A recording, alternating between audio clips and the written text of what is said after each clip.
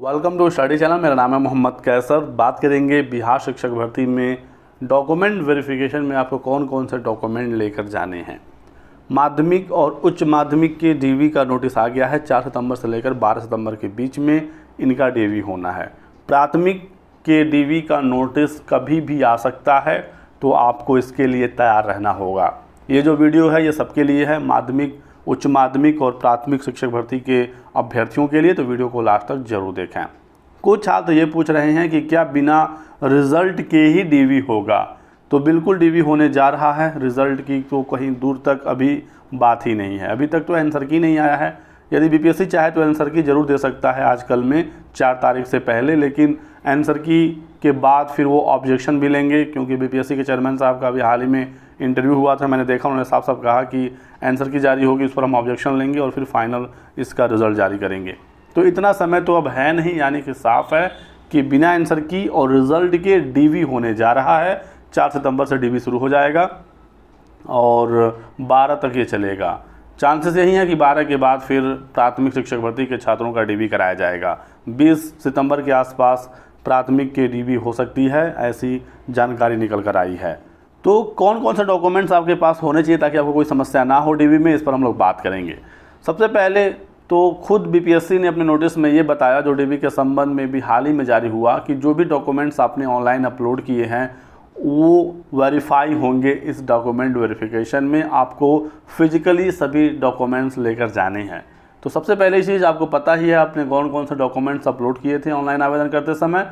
उन सभी डॉक्यूमेंट्स का आपके पास ओरिजिनल कॉपी होनी चाहिए जब आप डीवी कराने जाएंगे। अदर स्टेट के सभी छात्रों का डीवी पटना के मुख्यालय में होगा और बिहार के जो छात्र हैं उनका डीवी उनके ज़िले के मुख्यालय पर होगा। तो ये आप समझ गए होंगे। और ऑनलाइन आवेदन में यदि आपसे कोई गलती हो गई है तो इसके लिए बीपीएससी ने आपको एक मौका दे दिया है। 1, 2 और 3 सितंबर के बीच में आप ऑनलाइन करेक्शन कर सकते हैं। डॉक्यूमेंट्स आप दोबारा से अपलोड नहीं कर पाएंगे, ना उसे चेंज कर पाएंगे, लेकिन जो आपने डेटा फिल किया है, जो आपने टाइप करके भरा है डॉक्यूमेंट से रिलेटेड जानकारी, उसमें आप करेक्शन कर सकते हैं। तो यदि कोई गलती है तो इसमें करेक्शन आप ज़रूर कर लें, क्योंकि इसके बाद भी यदि कोई त्रुटि रह जाती है तो डीवी में हो सकता है आपको बाहर ही कर दिया जाए, क्योंकि बीपीएससी ये साफ साफ कहेगा कि आपको एक मौका दिया गया था, आपको उसमें करेक्शन कर लेना चाहिए था, आपने क्यों नहीं किया। तो एक बार अपना फॉर्म खोल कर देख लें, अपने डॉक्यूमेंट्स एक बार मिला लें कि सब कुछ आपने ठीक ठीक भरा था या नहीं। तो ये चीज़ भी अब आप क्लियर कर लिए। तो अब फाइनली बात करते हैं कि क्या क्या डीवी में आपके पास होना ज़रूरी है। तो सबसे पहले तो जो आपने फॉर्म भरा था उसका एप्लीकेशन का जो प्रिंट आप लेते हैं, एप्लीकेशन फॉर्म, वो आपके पास होना चाहिए, क्योंकि जो भी डिटेल्स आपने भरी थी वो सब उसमें रहती हैं। ठीक है, अभी भी आप डैशबोर्ड में लॉगिन करके बीपीएससी की वेबसाइट पर इसे डाउनलोड कर सकते हैं, प्रिंट ले सकते हैं। इसी के साथ साथ आप अपना एडमिट कार्ड भी रख लीजिएगा। वैसा तो कहीं कंपलसरी नहीं कहा गया है, लेकिन बहुत सारे डीवी में ऐसा देखा गया है कि एडमिट कार्ड भी मांग लिया जाता है, तो एडमिट कार्ड भी रख लें।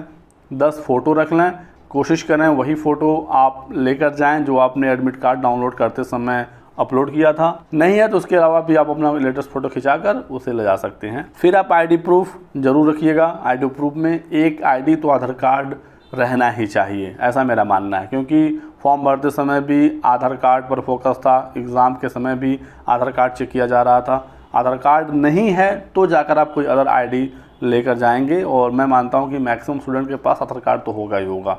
और आधार कार्ड के साथ भी आप एक्स्ट्रा एक और आईडी जरूर रखिएगा, कहीं कोई समस्या होती है तो आप वहाँ पर प्रॉब्लम में नहीं फंसेंगे। आधार कार्ड के अलावा आप PAN card, driving licence, passport वगैरह कुछ भी ले सकते हैं, वोटर आईडी भी ले सकते हैं, मतलब उस पर फ़ोटो आपका होना चाहिए। ये इतनी चीज़ें हो गई। अब आते हैं आपके एकेडमिक डिटेल्स पर, जो डॉक्यूमेंट्स आपने अपलोड किए हैं।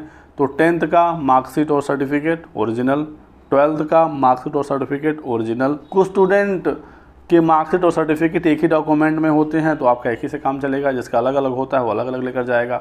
ग्रेजुएशन की मार्कशीट और सर्टिफिकेट, जिनका ग्रेजुएशन 3 साल का है, बीए, बीएससी, बीकॉम, वो अपने 3 साल की मार्कशीट लेकर जाएंगे, सर्टिफिकेट भी अलग से लेकर जाएंगे। और जो बीई बीटेक वाले हैं वो अपने 4 साल का मार्कशीट लेंगे, सर्टिफिकेट यानी जो उनकी डिग्री होती है वो लेकर जाएंगे। यदि आपकी डिग्री नहीं आई है तो प्रोविजनल आप बनवा लीजिए। अभी से अपना प्रोसेस शुरू कर दीजिए, क्योंकि ज़्यादा समय अब बचा नहीं है। यदि आपके किसी भी मार्कशीट में कोई गलती है, नाम में, फादर नेम में, स्पेलिंग में, कहीं एक्स्ट्रा स्पेस है, कोई एक्स्ट्रा लेटर है या कोई लेटर नहीं है, तो इसके लिए आप अभी से एफिडेविट बनवा लें। एफिडेविट बना रहेगा तो आपको समस्या नहीं होगी डीवी में, नहीं तो फिर आप प्रॉब्लम में फंसेंगे। आपसे वहाँ पर एक एप्लीकेशन लिया जाएगा जिसमें लिखवाया जाएगा कि जो भी जानकारी आप दे रहे हैं वो सही है, गलत सूचना होने पर आपके खिलाफ़ कानूनी कार्रवाई की जा सकती है। तो आप वहाँ पर घबरा सकते हैं, परेशान हो सकते हैं। ये सब कुछ होता भी है तो परेशान मत होइएगा, ये इस वजह से कराया जाता है ताकि कोई गलत डॉक्यूमेंट लेकर ना पहुँचे, किसी और का डॉक्यूमेंट लेकर कोई डीवी में ना पहुँचे। लेकिन यदि आप पहले से तैयार रहेंगे तो दिक्कत नहीं होगी। तो ये इतनी चीज़ें हो गई आपका हाई स्कूल, इंटर, ग्रेजुएशन। अब प्राथमिक में जिनका डीएलएड इंटर के बेस पे होगा तो उनको ग्रेजुएशन की रिक्वायरमेंट नहीं होगी। लेकिन जैसे यूपी में ग्रेजुएशन के बाद ही डीएलएड होता है तो यहाँ पर तो ग्रेजुएशन ज़रूरी ही है, आपने किया ही है, आपने फॉर्म में भी उसकी डिटेल्स भरी होंगी तो ग्रेजुएशन भी रिक्वायर्ड होगा। इसके बाद अब आपका डीएलएड है या बीएड है तो उसका आपका 2 साल का मार्कशीट और फिर फाइनल में जो आपका सर्टिफिकेट मिलता है, प्रमाण पत्र, वो आपके पास होना चाहिए। फिर जिन छात्रों ने सीटेट के आधार पर आवेदन किया है तो सीटेट पेपर 1 का मार्कशीट और सर्टिफिकेट दोनों डिजिलॉकर में होता है, दोनों डाउनलोड करके प्रिंट आउट करा के रख लीजिएगा। जिन्होंने बीटेट के आधार पर किया है तो वो अपना बीटेट का सर्टिफिकेट लेकर जाएंगे। और माध्यमिक, उच्च माध्यमिक वाले एस्टेट के आधार पर एलिजिबल हुए हैं तो आप अपना एस्टेट का पेपर 1 टीजीटी के लिए, पेपर 2 पीजीटी के लिए, माध्यमिक, उच्च माध्यमिक, तो वो आप अपना लेकर जाएंगे। यही कुछ मुख्य चीज़ें थी। और जो बिहार राज्य के छात्र हैं वो अपना निवास प्रमाण पत्र जरूर ले लेंगे। जो रिज़र्व कैंडिडेट हैं बिहार के तो आपके पास उसका सर्टिफिकेट होना चाहिए। जाति प्रमाण पत्र, जो ईडब्ल्यूएस वाले हैं, जनरल के छात्र ही होते हैं ईडब्ल्यूएस, तो उनको जाति की जरूरत नहीं पड़ेगी, लेकिन आपका ईडब्ल्यूएस का सर्टिफिकेट होना चाहिए। जो विकलांग भाई बहन हैं तो आपके पास उसका प्रमाण पत्र होना चाहिए। विकलांगता की जांच भी हो रही है, मैंने आपको बताया भी था कि मेडिकल टीम बैठेगी 1 से 8 सितंबर के बीच में, तो इसको भी आप ज़रूर सुनिश्चित करा लें, अपना मेडिकल जांच करवा लें। माध्यमिक, उच्च माध्यमिक वाले, प्राइमरी के लिए अलग से नोटिस जारी की जाएगी। यदि किसी के मार्कशीट में कोई करेक्शन हुआ है, 10th में, 12th में, नाम वगैरह में यदि कोई आपने संशोधन कराया है तो उसका भी प्रूफ आपके पास होना चाहिए। यदि आपके पास पुरानी वाली मार्कशीट है तो वो भी और नई वाली दोनों लेकर जाएं। मतलब कि आपको अपनी तरफ से बिल्कुल तैयार रहना है, अपनी तरफ से कोई कमी नहीं छोड़नी है कि आपको लास्ट मोमेंट में दिक्कत हो, आप घबराएं, परेशान हो। ऐसा नहीं है कि आपके पास कोई एक डॉक्यूमेंट नहीं होगा तो आपको बाहर निकाल दिया जाएगा।